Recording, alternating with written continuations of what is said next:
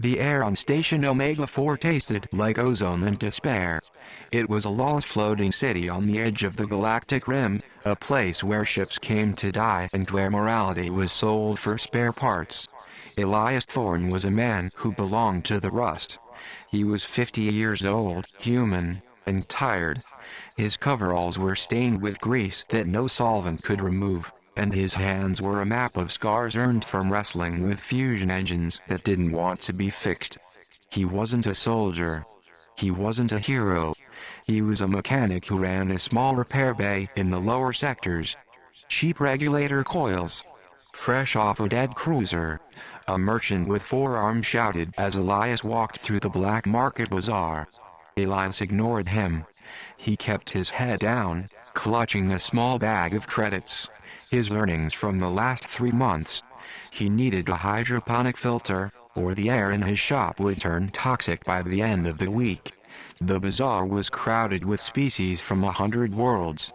Massive reptilian kragans pushed through the crowd, while insectoid chitons skittered along the walls. Humans were the minority here, soft, squishy, and generally considered the bottom of the food chain. Suddenly, the crowd stopped. A hush fell over the noisy market. In the center of the square, a slaver caravan had stopped. The lead slaver was a Varkid, a creature that looked like a bipedal spider wrapped in steel armor. He was pulling a cage. Inside the cage was a nightmare. Or at least, that's what the legend said. It was an Ethereal. She looked vaguely humanoid, but her skin was a shifting canvas of starlight, pale and translucent. She had no hair, only tendrils of soft light floating behind her head. But it was her eyes that terrified the galaxy. They were solid black orbs that seemed to suck the light out of the air. The Aetherials were telepaths. Mind flayers. Stories said a single Aetherial could liquefy the brains of an entire platoon just by thinking about it. But this one didn't look like a monster. She was curled into a ball, shivering. Heavy suppression collars were clamped around her neck and wrists, glowing with a painful red frequency. She looked small. Look at this beast. The Varkid slaver hissed, his voice amplified by a speaker. A queen of the void. Captured young. Her mind is shackled. Who wants a pet that can kill your enemies with a glance? The crowd murmured. Fear mixed with greed. Elias watched. He should have walked away. That was the rule of the station. Don't look, don't ask, don't get involved. But then, the creature looked up. Her pitch-black eyes locked onto Elias. He expected to feel a psychic scream. He expected pain. Instead, he felt a wave of profound, crushing sadness. It wasn't an attack. It was a whimper. She was terrified. She was cold. Elias looked at his bag of credits. It was enough for the air filter. It was enough to keep him alive for another month. He sighed. A long, heavy sigh that rattled in his chest. Damn it, he whispered. Elias stepped forward. The crowd parted, not out of respect, but out of confusion. Why was a soft-skinned human walking toward the monster? How much? Elias asked. His voice was gravelly, ruined by years of inhaling engine fumes. The Varkid slaver looked down, his multiple eyes blinking. You? You cannot afford the air she breathes, human. I asked how much, Elias repeated. He tossed his bag of credits onto the muddy ground. It landed with a heavy clink. There's 3,000 standard credits in there. Pure platinum chips. The Varkid paused. 3,000 was a lot. It was more than the creature was worth as a slave, considering how dangerous she was to keep. She will kill you, grease monkey, the Varkid sneered. Once those collars malfunction, she will turn your brain into soup. That's my problem, Elias said. Do we have a deal, or should I take my money to the weapon shop instead? The threat was empty. Elias barely knew how to fire a gun, but his eyes were hard. They were the eyes of a man who had fixed impossible things his whole life. The Varkid laughed, a clicking, shuddering sound. Sold. Enjoy your death, human. He threw a magnetic keycard at Elias's feet. The crowd watched in silence as Elias unlocked the cage. The energy field flickered and died. The Aetheriel didn't move. She flinched, expecting a blow. Elias didn't hit her. He took off his heavy, oil-stained jacket. It smelled of fuel and sweat, but it was thick and warm. He draped it over her trembling shoulders. "Come on, kid," Elias said softly. "Let's get you out of this noise." She looked at him, confused. Her psychic senses probed him, expecting to find the lust or cruelty she found in other minds. But in Elias's mind, she found only a checklist. Fix the door. Buy noodles. Get the girl to safety. Don't die. It was a mind so simple, so stubbornly practical, that it baffled her. She stood up, her legs shaking, and followed the human. Elias's workshop was a mess of wires, hull plates, and half-dismantled drones. But it was warm. He locked the heavy blast doors and engaged the security protocols. It wasn't much, just a standard mag lock, but it was home. The Aetheriel stood in the center of the room, clutching his jacket. She was taller than him, slender and terrifyingly beautiful, like a sculpture made of glass and starlight. Elias walked to a dirty kitchenette in the corner. "I don't know what your kind eats. I've got protein bars or, well, more protein bars. But I'm making tea. You want some?" She stared at him. Finally, a voice echoed in his head. It wasn't a sound. It was a thought, clear and resonant like a bell. "Why?" questioned Elias, jumped, spilling a bit of water.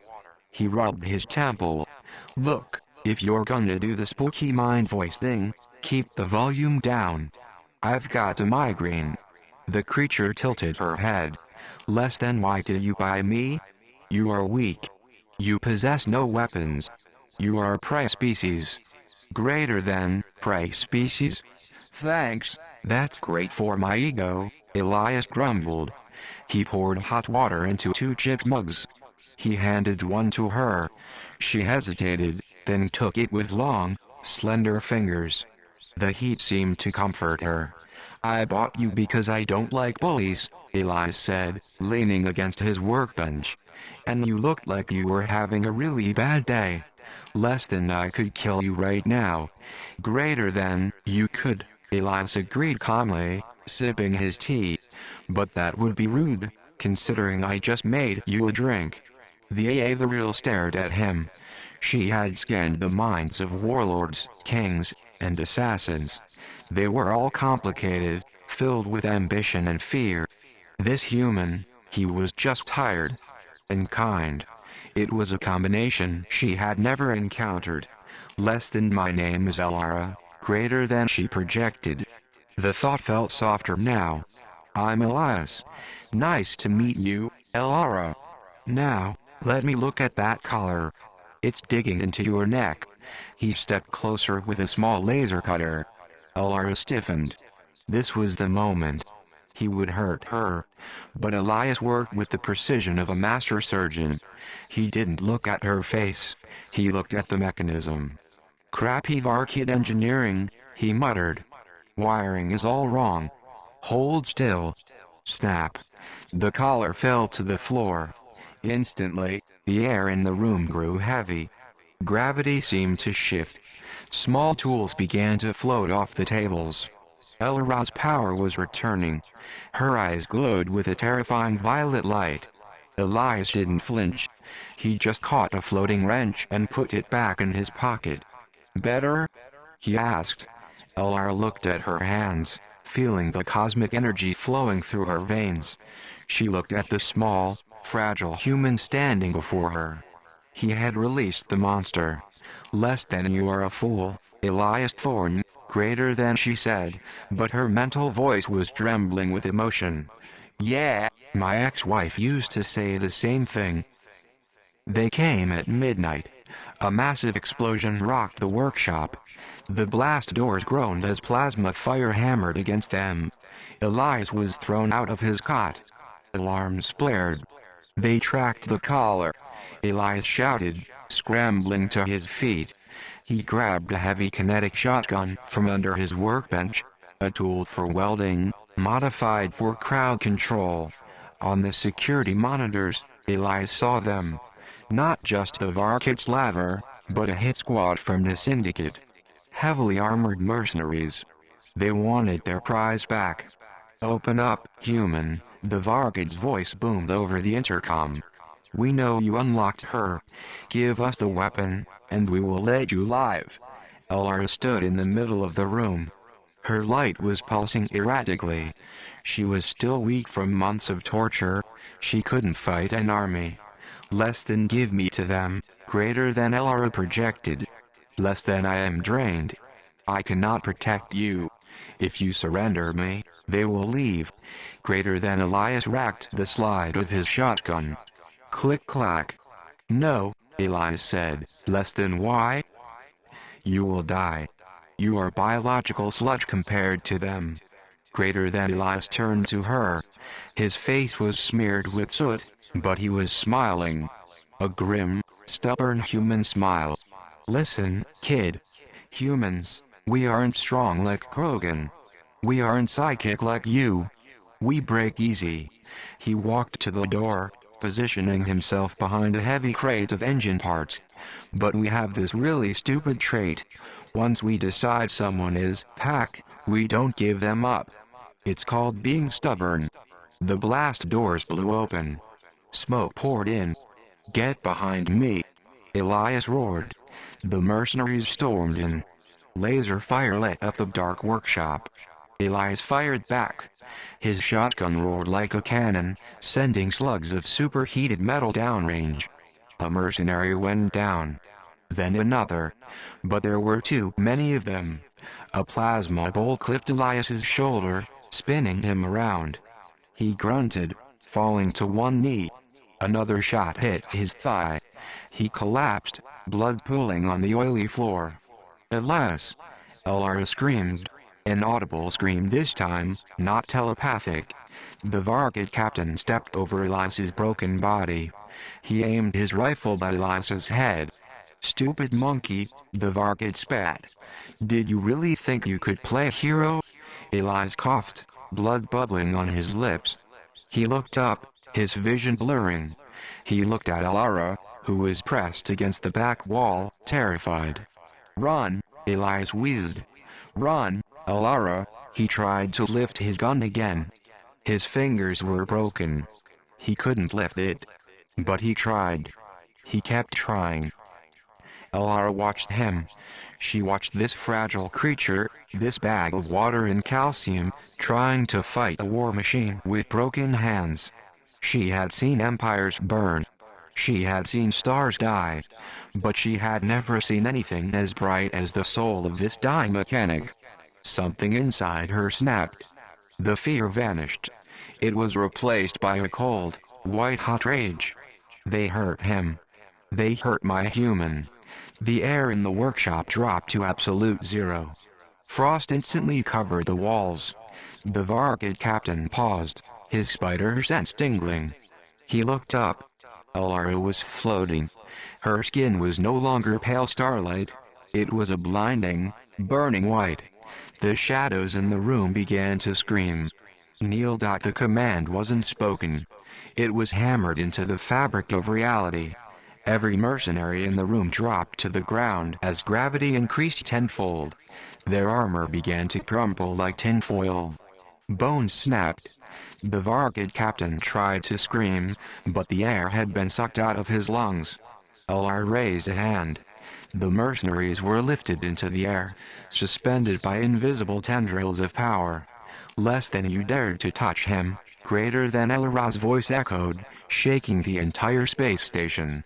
"Less than you dare to spill his blood." Greater than with a flick of her wrist, the blast doors were torn off their hinges. With a shove of her mind, she hurled the mercenaries out of the workshop, through the corridor, and out into the vacuum of space. Silence returned to the workshop. Elara dropped to the floor, her glow fading. She crawled over to Elias. He was pale. His breathing was shallow. Did we win? He whispered, his eyes barely open. Elara placed her hands on his chest. Tears, actual, physical tears, streamed down her alien face. Less than yes, Elias, we won. You are the most foolish creature in the universe. Greater than. She closed her eyes and focused. She couldn't heal flesh like a medic, but she could share her life force. She poured her energy into him, knitting cells back together, stabilizing his heart. 3 days later, the ship, a patched-up freighter named the Rusty Nail, drifted away from Station Omega 4. Elias sat in the pilot's chair, wincing slightly as he adjusted the navigation computer. His shoulder was stiff, and he walked with a limp, but he was alive. Elara sat in the co-pilot seat. She was wearing one of Elias's flannel shirts. It looked ridiculous on her, and she loved it. Coordinates set, Elias said. We're heading for the outer rim. No slavers out there. Elara looked at the stars streaking past the viewport. Elias, she asked. Yeah? Less than. Why do humans fight for things that do not belong to them? Greater than. Elias thought for a moment. He looked at his scarred hands on the controls. I guess, because the universe is cold and dark, Elara. And if we don't make a little bit of light ourselves, nobody else will. Elara smiled. It was a terrifying, beautiful smile. Less than. Then I will stay with you, mechanic. I will be your light. And if anyone tries to hurt you again, greater than. Her eyes flashed with a hint of purple fire. Less than. I will turn their galaxy to ash. Greater than. Elias chuckled, engaging the warp drive. Deal. But you're helping me fix the engine first. Pass me that wrench. The ship vanished into the warp, leaving a trail of starlight behind it. Two unlikely souls against the dark. And for the first time in a long time, the dark was afraid.